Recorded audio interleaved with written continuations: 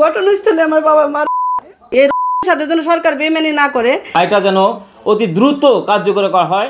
আজকে যে রায়টা হইতেছে, কিন্তু আমরা খুশি যে শেখ হাসিনার বিচারটা যেন হয়, সর্বোচ্চ বিচারটা যেন ওনার হয়।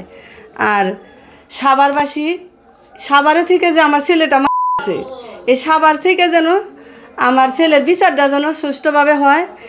আর এই রক্তের উপরে সরকার দাঁড়ায় আছে, সরকার গঠিত, এই রক্তের জন্য সরকার বেমানি না করে শেখ হাসিনার বিচার যেভাবে হয়েছে, আমার শ্রাবণ গাছের বিচারও যেন সেই রকম আমরা দেখতেছি। আমরা জীবন বাইচা থেকে যেন আমরা সন্তানের বিচারটা দেখা যাই।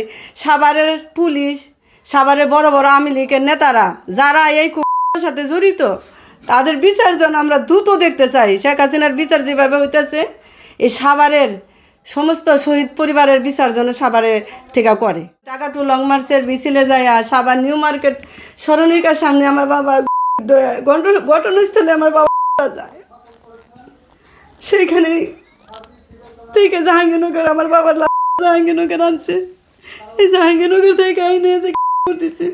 এই রায়টা আমরা এই রায়ের জন্য সারাদিনই অপেক্ষা করতেছিলাম, বা সারা মাসেই অপেক্ষা করছি যে কবে এই রায়টা আসবে।